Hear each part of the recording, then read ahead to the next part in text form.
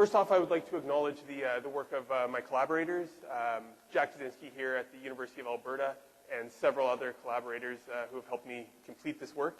Stuart Hameroff at the University of Arizona, Rudy Tanzi at Harvard, Lee Goldstein at Boston University, as well as Noel Casey, and Deepak Chopra of the Chopra Foundation. I'd also like to acknowledge the funding agencies that have provided the money to get this done, several from both the US and Canada. And finally, I would like to thank the conference organizers of Toward the Science of Consciousness 2013 and the Dalibag Educational Institute for inviting me. Thank you very much. First off, what is memory? Basically, it's defined as the ability to encode, store, and then retrieve information, retrieving being one of the most important points. In our brains, this is postulated to be the result of synaptic connections. So our brain is made up of billions of neurons, and the connections between these neurons, the strength of these connections, the number of these connections, is attributed to memory formation. This is known as Hebbian theory. It's also called synaptic plasticity. So the changing of the strength of these synaptic connections is what gives rise to the formation of new memories. The main paradigm which describes this is long-term potentiation, the idea that neurons that fire together wire together, and those that don't fire together don't wire together. So in acting in unison, you can increase a connection between neurons. In firing at different times, you can weaken connections. However, while this is generally accepted as the standard paradigm for understanding memory, we don't really understand how this takes place on the molecular level. So we're talking about synapses between cells. How are these synapses strengthened? How are these connections strengthened? What is the molecular mechanism that underlies this? And most importantly, what is the substrate? What is the material that gives rise to this change in synaptic strength? We believe it's the Microtubule Cytoskeleton. We've heard lots of talk about microtubules. Now, here's a standard archetypal neuron. So you have your cell body with dendrites around the end. Signals come in from other neurons into the dendrites. They get integrated here, causing a reaction within the cell. An action potential propagates down the length of the axon and then out to connect to other neurons via their dendrites. Now, inside each one of these neurons, there's an elaborate architecture of microtubules. And this is an image that I stole from Stuart. I believe many people have stolen this image over the years. So you can see here that within dendrites and along the axons, you can have parallel alignment of microtubules or anti-parallel alignment in dendrites. And these are connected by other proteins called microtubule-associated proteins. And it holds these networks together and forms a structure within the neuron. Now, learning and memory involves a reordering of this microtubule cytoskeleton. So a shift in the connections between maps, between the lengths of microtubules and so forth. Now, many cognitive diseases that show memory impairment, including Alzheimer's disease, dementia, bipolar disorder, schizophrenia, among others that you heard Jack speak about earlier, these all show a dysfunction in the neural microtubule cytoskeleton. Synaptic plasticity, that changing of the strength between these connections between neurons, all involves changes in microtubule cytoskeleton. So in order to remodel, in order to change the strength between synapses, you need to remodel the cytoskeleton. So you can, like I said, change the cross bridges. These microtubule-associated proteins are maps between microtubules. As well, when you change these maps, you change the orientation of the microtubules, the way that they form together. This will also change the way that motor proteins in the cell are directed. So these tracks, these are microtubules within a neuron here. Along these, there's the proteins called motor proteins such as kinesin and dynein, which walk along the length of these microtubules, and they can go from the cell body out towards the axon or back and forth in the dendrites. And these things carry synaptic cargo, such as ion channels or vesicles filled with neurotransmitters. So by changing the structure of the microtubule cytoskeleton, you're changing the highway which these motor proteins travel down. And you can redirect the cargo within the cell to one synapse or to another. It's also been shown by the work of Nancy Wolfe that changes in this microtubule-associated protein arrangement that these correlate with learning. So in order to get learning, there has to be a change. There's a degradation initially of these connections, and then a rebuilding of these connections during memory formation. As well, one other thing, dysfunction which affects learning and memory. So dysfunction of the cytoskeleton, like I said, in Alzheimer's disease can affect learning and memory, and many microtubule disrupting agents can affect memory as well. So anesthetics is one example. Anesthetics, here we're all familiar with them knocking out consciousness, but they also cause amnesic effects, so they can erase memory. As well, other microtubule disrupting agents can affect your memory. So here's a microtubule. We've seen this before. This is a microtubule, or a tubulin protein which makes up a microtubule. It's made up of an alpha monomer and a beta monomer. And off the ends of these, there's these tails that extend out, and these are called the C-terminal tails, which you heard Jack talk about earlier. And they're very important, so I'll be coming back to these eventually. Dimers form end-to-end to form long strands of tubulin protein. These are called protofilaments. And these protofilaments connect side by side and wrap around to form your microtubule structure. They're about 25 nanometers in diameter, about a micrometer to a millimeter in length. They're the most abundant structure, the cytoskeletal structure in neurons. And like I said, they're responsible for cell cargo transport, for maintaining the shape and orientation of the neuron, as well as influencing synaptic plasticity. Now, these things, again, because these are polymers, these tubulin dimers, they form up to form up a microtubule, but they go through a cycle of rescue and catastrophe. So GDP tubulin can attach to the end of a microtubule, making it longer. And then, for certain reasons, these things may rapidly fall apart and start to depolymerize, where all the tubulin falls off. And then that tubulin that is free can then exchange its GDP molecule for a GDP molecule, and then again reattach. So you get these cycles of growth and shrinkage in normal cells. In neurons, this cycle of growth and shrinkage is stopped by microtubule-associated proteins. So these things strengthen the microtubules and keep them fairly stable. This polymerization process is affected by many things, such as temperature, the pH of the cell, as well as ion concentration. And one of importance is zinc. So zinc in low concentrations can promote the assembly. In very high concentrations, it can cause aberrant formation, so causing microtubules to form in sheets or strange ring structures that are not conducive to normal neural function. So in Alzheimer's disease, the reason that we get this falling apart of microtubules, or what was originally believed, is normally in your neuron, the microtubule is stabilized by tau protein. Now, through some process, this tau protein becomes separated from the microtubule, and because the microtubule is no longer stabilized by the tau protein, it can fall apart. Or another interpretation is if a microtubule falls apart, then you're left with a bunch of tau protein floating around. And this tau protein then aggregates into neurofibrillary tangles. Now, in Alzheimer's disease, there's two major hallmarks. These neurofibrillary tangles, which are inside the cell, and then outside the cell, between neurons, you get what's called a beta amyloid plaque. Okay? Now, these are the two standard things that you see in every Alzheimer's brain. They're commonly accepted. They're signs of Alzheimer's disease, but there's no linkage between the two. They don't know how they relate to one another. Okay, so the beta amyloid plaques outside the cells, they correlate with cell death. So the more plaques you have, the more cells you have dying. However, the cognitive impairment, the loss of memory, correlates more with the number of neurofibrillary tangles seen within inside the cell. Now, because this link is unknown, there's no mechanism. Well, there was no known mechanism until I got working with Jack Stewart and the people down at Harvard and Boston. Lee Goldstein did some measurements of zinc within the brain. So here on the left, we have a regular mouse brain. On the right, we have an Alzheimer's model mouse. So it exhibits the same signs of Alzheimer's in a human. And the red color, the temperature scale that you see, is the concentration of zinc within the brain. So in a normal brain, you can see that it's highly localized here. This is the hippocampus. Right? And in the Alzheimer's brain, you can see that it's vastly spread out. So you get it spreading out in the hippocampus and then across the cortex. Those are this normal zinc dyshomeostasis within the brain. Now, what Rudy Tanzi at Harvard had pointed out is that beta amyloid plaques strongly suck up zinc. So they take zinc when it's exuded from the cell and they hold on to it. And they hang on to it and they won't let it go. So these plaques drive is this zinc dyshomeostasis throughout the brain. Now, how does that relate to microtubules? Like I said, microtubules, the zinc can affect the way that they polymerize.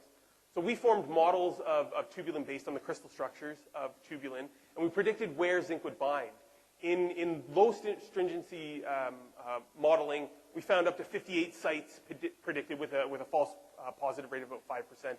And this corresponds with some experimental evidence back in the early 80s. If we look at this in a more robust detail, we can find 6 high affinity sites where zinc prefers to bind.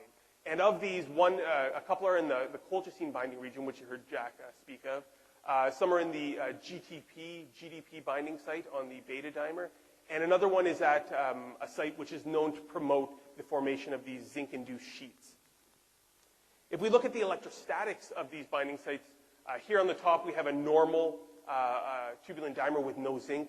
Here on the bottom we have the zinc added at these sites. We can see changes in the electrostatic map. Okay, so red is negative, blue is positive. And normally these, if you look at these, the left side of the slide would sandwich together with the right-hand side. So this positive region here would line up with this negative region here. Now, if you increase the amount of positive in this region, you're going to increase the attraction between the two dimers, okay, in these regions down here. However, if you increase the positive regions up here, these would prefer not to join up together in normal microtubule arrangement. They would prefer to flip over to the sheet formation, which is consistent with what we've seen.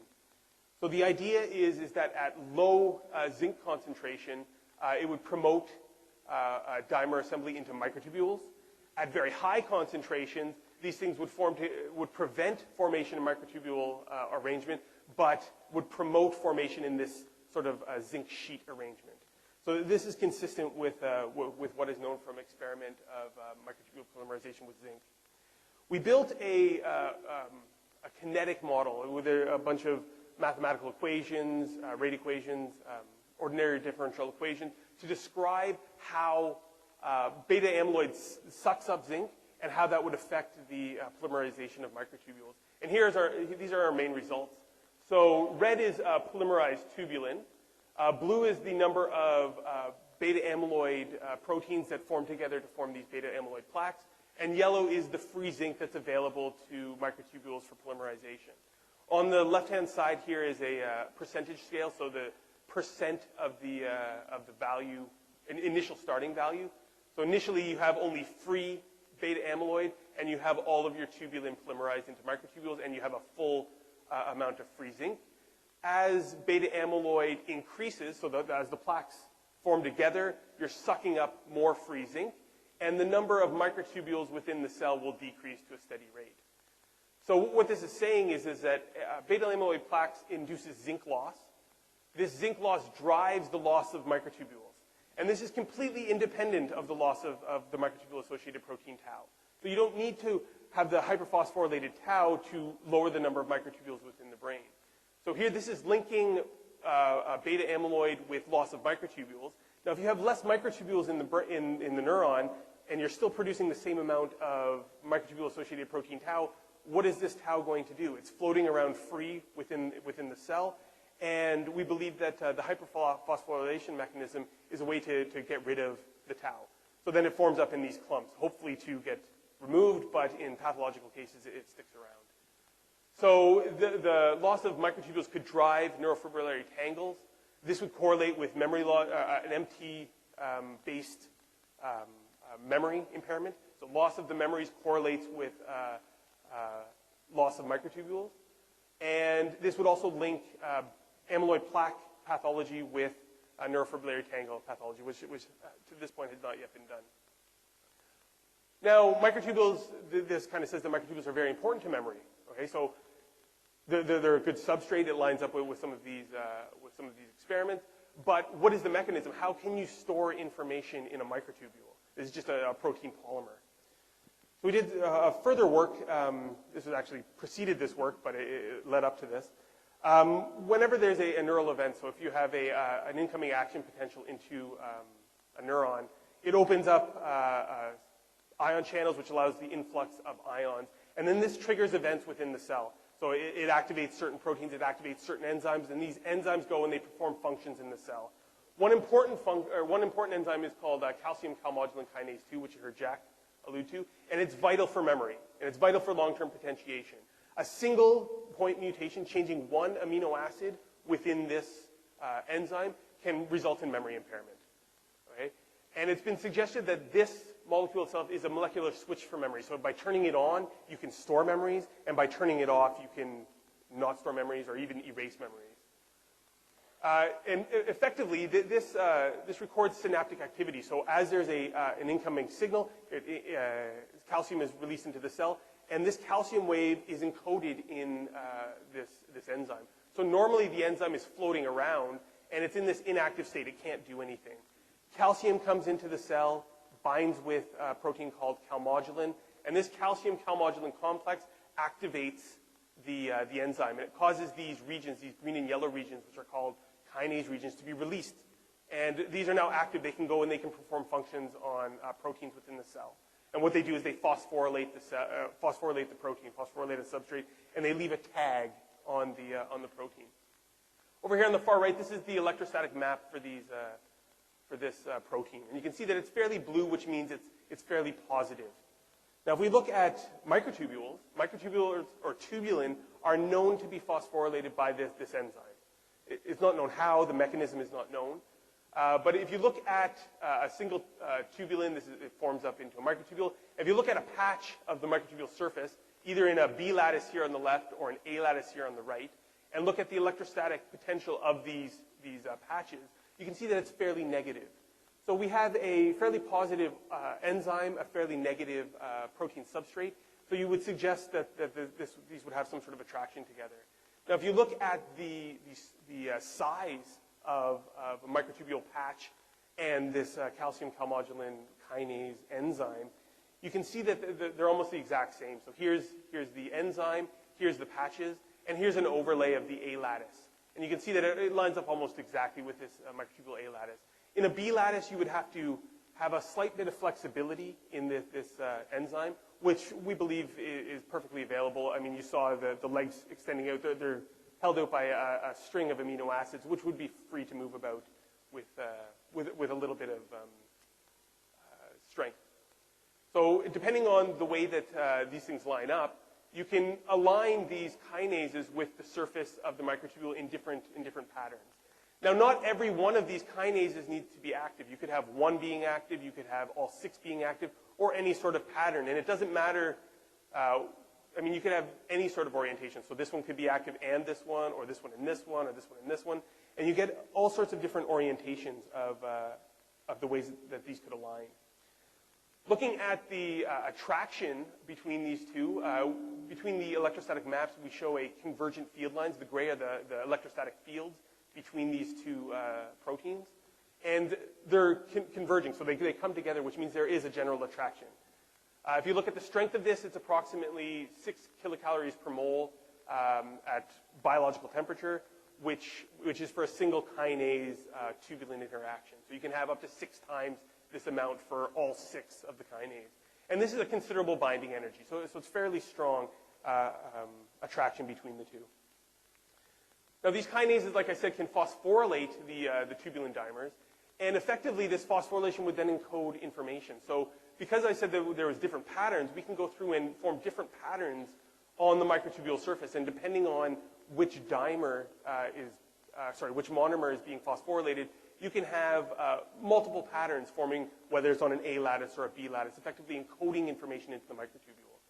Now, each one of these events between a single enzyme and the microtubule surface can encode somewhere between 64 bits and 5,218 bits. So each one of these events could be a fair amount of information being stored. And we're talking when there's a synaptic event, we could have many of these calmodulin microtubule, CAMK2 microtubule interactions.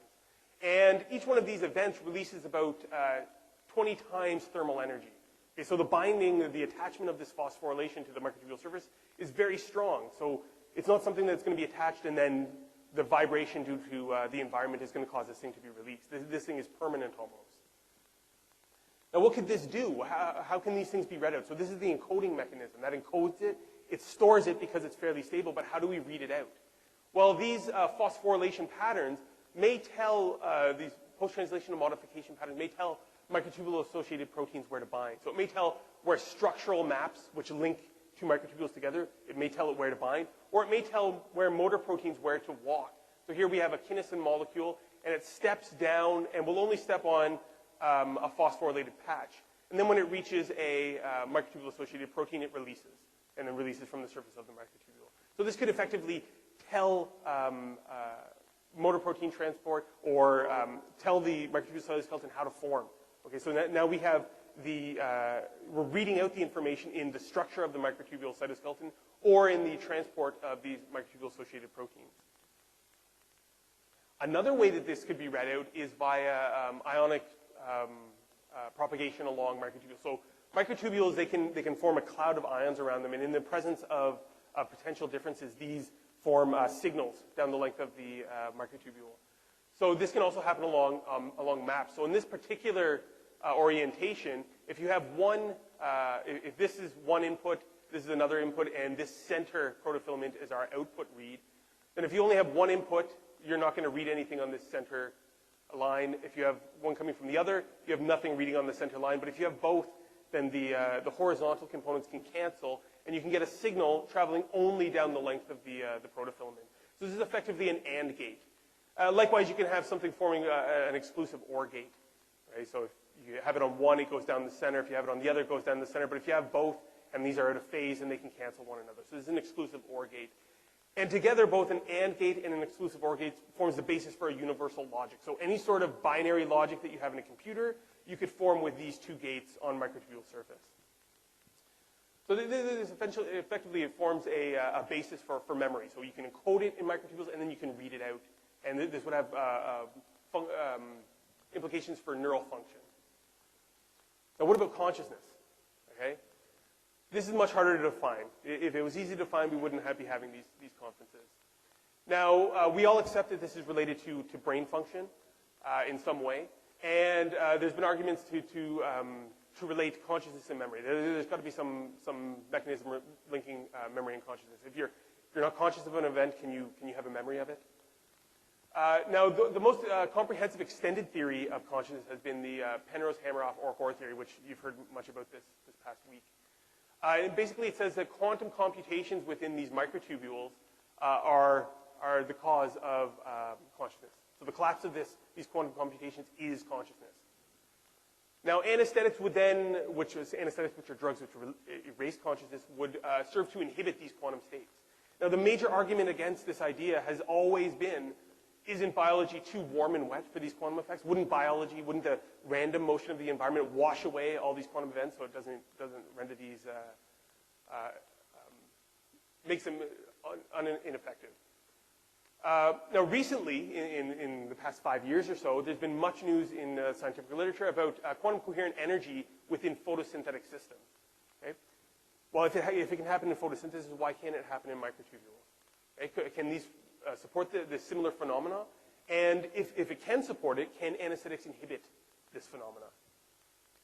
Now, in photosynthesis, the main thing that causes coherent energy transfer in photosynthesis is a network of chromophoric molecules. These are known as chlorophyll molecules. Everyone has heard of chlorophyll. It absorbs sunlight, and that sunlight gets funneled through protein structures down to a reaction center to give rise to cellular energy and other byproducts.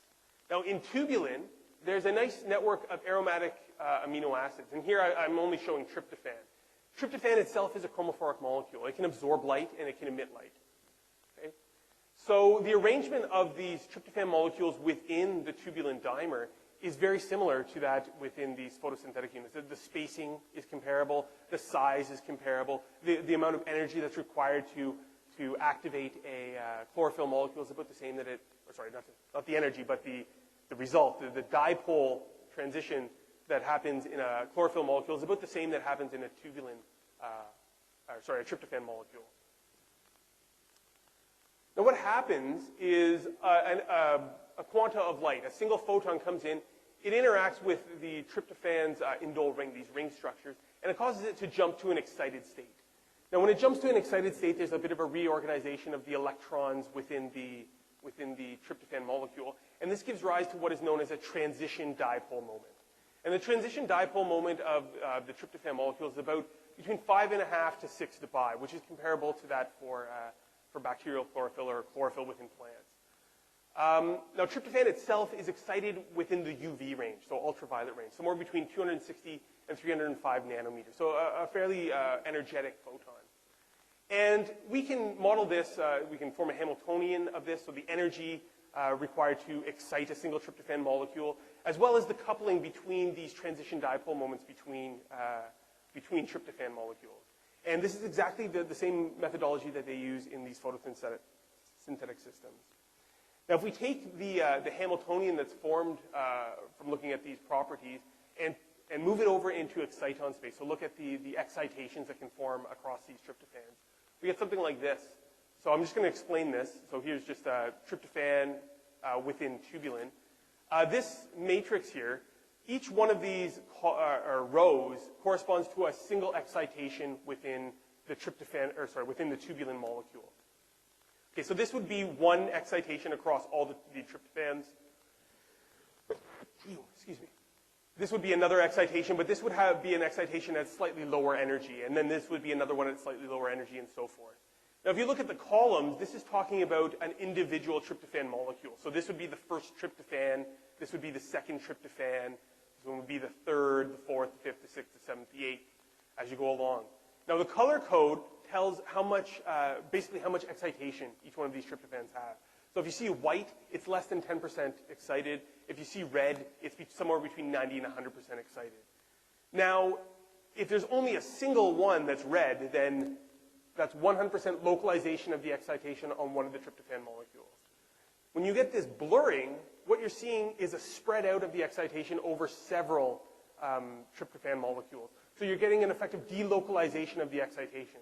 And this delocalization is what is required for some sort of quantum computation. You need to have this spread of the excitation across several of the molecules. Now, in this form, I've shown this before at another TSC conference. This one here takes into account the quantum mechanical shift due to the arrangement of the tryptophan molecules. It takes into account the site energy of each individual tryptophan molecule. As well, I've also taken into account the protein environment. So the protein itself is going to affect how these molecules are excited, and I've accounted for that in this case. Now, so the orientation of the protein is going to have an effect on these site energies. Now, I was talking before about these C-terminal tails. These C-terminal tails stick out from the surface of a tubulin molecule, and they're fairly free to move around. So they jiggle as they function within the cell. So this is, I formed several different formations of the terminal tail. So just taking random orientations of the tail, and for the alpha monomer, and several orientations for the beta monomer, and sandwiching them together, there's about 400 different orientations of these tails. And I wanted to see how these tails would influence these delocalizations within the tubulin molecule. So if we look at, here's the same matrix that I was showing before. Here, like I said, this would be a single excitation on one of the tryptophan molecules, whereas this is a small delocalization across 3 tryptophan molecules. Now, if we look at how the C-terminal tail orientation affects this, we can see that the delocalizations can vary between a single excitation on one molecule or spread out across several of the tubulin, the tryptophan molecules. So effectively, these C-terminal tails now can influence the delocalization across the tryptophan molecules within tubulin. This effectively links protein structure to the quantum states within the protein. Now, quantum computers use entanglement and coherence. These delocalized tryptophan excitations could serve as a basis for the sort of quantum computation. Now, this has already been done in photosynthetic systems. They've applied Grover's search algorithms, one of the few known quantum algorithms. They've applied it to photosynthesis to describe how photosynthesis looks for the best path for the photon energy to follow. It looks for the most efficient path, and then it takes that route. A similar mechanism could occur here. Now, you may be still thinking at this point, Okay, that's all very nice. You see it in photosynthesis. This can couple to protein conformations. But wait a minute, didn't you say that tryptophan is excited at UV intensity? Okay, so is this not, are there UV photons within a cell? Is there a source for UV energy? Because if there's not, then this is all moot. Now, one thing that we do know is, like I said, tryptophan requires UV radiation to be excited. Mitochondria are a source of biophotons around this wavelength. So there's several experiments that have measured UV photons coming from a mitochondria. It's known that some of the processes within mitochondria which produce radical oxygen species, to remove those radical oxygen species, the process that's used to remove those will release a UV photon. So it's plausible that you could have these UV photons coming from mitochondria as a source. So mitochondria could, at one level, produce ATP for cellular energy. At another level, it could be producing UV radiation for use via microtubules. It's also known, Jack's done some work, that microtubules co-localize with mitochondria. So whenever you look within a cell, wherever you find microtubules, you'll find mitochondria very close to these. Now, we were discussing the other day where mitochondria within neurons. Neurons use a high amount of energy, and they rely on this oxidative phosphorylation mechanism from mitochondria. And so the neuron is literally plastered with mitochondria. And I looked this up because I know that we had a discussion, Tony and I. These are found in the cell body, along the length of the axon, within the presynaptic terminal, as well as in dendrites, so in dendritic shafts, but not within the dendritic spine. Right? So effectively now we can link, mitochondria can provide a UV source to power this sort of this effect within microtubules. These excitations can be influenced by the C-terminal tail positions, which would also be affected by post-translational modifications. So you can change the amino acids on the length of these proteins and, again, now affect the tryptophan excitations. As well, the attachment of maps along the surface of the microtubule can also influence these delocalized states. So we can have a way for the cell to interact with these delocalized states, but can these delocalized states then propagate back up to the cell? And the trip dipole, when there's a collapse, the trip dipole is fairly strong. The tryptophan dipole is fairly strong. So it could influence, again, it could be read back out, and it could influence where the C-terminal tail position is going to be. C-terminal tail positions are responsible for many things, including microtubule polymerization, the attachment of microtubule-associated proteins, as well, I was alluding to earlier, the ionic flow around microtubules. So the very strong dipole moment of tryptophan could influence this flow of ions around microtubules, and it could cause perturbations in it, which could then propagate down the length of microtubules and be read out by ion channels or other structures. So here we have computation in tryptophan could couple to microtubule map computations. So we have, at one level, we could have quantum computations, which then would couple to classical computations, like I was showing before, via microtubules and microtubule-associated proteins. What about anesthetics? Okay, so now we have this mechanism. Can anesthetics affect this? Now, one of the things we didn't know for a long time is how anesthetics interact with microtubules. We know that anesthetics do interact with microtubules. They reduce polymerization of microtubules. Halothane can cause an aberrant formation of microtubules. Specifically, halothane is known to bind to tubulin, so they know exactly that it does bind. They just don't know where. And one of the important results that I like is some work by Eckenhoff down in Penn State. He looked at 500 detectable proteins within the brain. And he looked to see how these are affected by two anesthetics, isoflurane and halothane. And he found of the 2%, tubulin is among the 2% of the 500 that is affected by halothane, the 1% that is affected by isoflurane, and it's one of 3 that are affected by both. Okay, so of 500 proteins, only 3 are affected by both, and tubulin is one of them. And tubulin is a very, very prevalent protein within the brain. It makes up the vast majority of the protein within the neuron. But the location and how this interacts is unknown. So we built structures of tubulin and ran simulations of tubulin. So molecular dynamics simulations, all they are is looking at each individual atom in the tubulin protein and applying Newton's equations of motion to this to see how they move throughout time. And what you get is kind of a jiggling effect, and you see the protein conformations and how they change throughout time. We then searched these conformations or these different shapes of the tubulin protein for pockets where anesthetics would prefer to bind. And we looked to see how deep these pockets were by filling them with spheres and measuring the size of the pocket. As well, we looked at to see how hydrophobic the pockets are. So anesthetics, they like to bind in an oil-like region, in a very hydrophobic region. So we looked at how hydrophobic these pockets are, how deep they are, how far away they are from water. And we predicted several sites on the tubulin dimer. In total, we found 47 distinct sites, okay, across all different shapes of the tubulin protein. Only 9 of these sites were found to persist for more than 70% of a 5-nanosecond simulation. So only 9 are persistent sites. Of these 9, key sites are in the GTP binding region. However, in this simulation, we didn't look, GTP was not in the pocket at the time. So when GTP is there, most likely anesthetics aren't going to get in there because GTP is very strongly bound. The colchicine binding site, which is a known MT depolymerizing agent, was one that was predicted, and this is consistent with experimental measures that show that halothane interacts with colchicine binding, as well as the vinca alkaloid site, which is another microtubule depolymerizing agent. As well, several of the zinc binding sites that we had talked about before were also predicted. So another way we can think about this is anesthetics may also have a similar effect on microtubule structures that zinc does. At no concentration, they do nothing. At higher concentrations, they can cause microtubules to depolymerize. If we look at where these anesthetics do bind in comparison to tryptophan, we find that the anesthetics bind as close as 7 angstroms to a tryptophan residue, so fairly close. Okay? Now, if we look at anesthetics, what in the anesthetic? The anesthetics are fairly inert. What could cause these to interact with these tryptophan molecules? Now, anesthetics themselves are known to possess a large dipole moment. So this very large dipole moment could interact with the tryptophan dipole, the transition dipole in tryptophan, either quenching it in certain cases, and that's our belief, or it could alter it in some other way.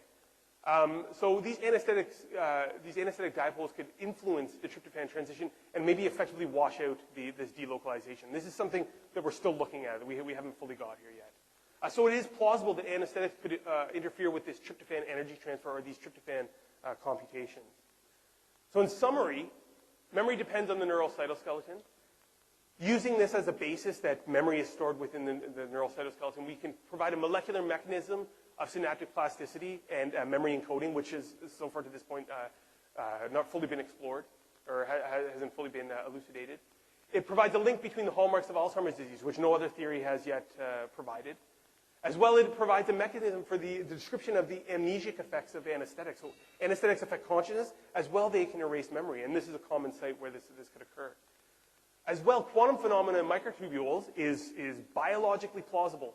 Okay, so it is not implausible. It's biologically plausible and can serve as a basis for consciousness, and anesthetics can potentially inhibit this phenomenon in line with the OR-core theory. Most of this work has been published before. Unfortunately, it's cut off here. If you are looking for the citations, you can email me. The stuff on the delocalization across the tryptophan molecules is something that's in progress and should be submitted sometime soon. So I'd like to thank you for listening to my talk and ask if you have any questions. Yeah, my question is that on the one hand, we look at the activity of a neuron in terms of a binary operation, right? A neuron is either on or off. Mm-hmm. But if within the neuron itself, the amount of information can be, 10 to the power whatever, then how do you square these two perspectives? Okay, so on the level, so you got to remember that these processes that are taking place within the cell are going to occur on a much faster level than the processes that are occurring at the synapse. Okay, so one that they process much faster to begin with. Now, these structures in the dendrites, they're going to affect how information is received from other neurons. So when a signal is coming in, the changes within these microtubules, which are occurring very fast, can reset up the synapse so that when it receives a signal, now the strength of that signal can either be decreased or increased. Neuron in the microtubules to process information is tremendous. Yes. So there's a kind of a mismatch. Well, I mean, we would have to look at this building up. So on the level of the quantum level, you have this occurring very fast. This can then affect a slightly higher level, say ionic flow or the tail orientation. This would then affect the way that proteins bind to the surface, which then can propagate up at slightly higher time resolutions. Okay? And as it goes up, it goes up, it goes up, and then eventually you're going to get to the synaptic level.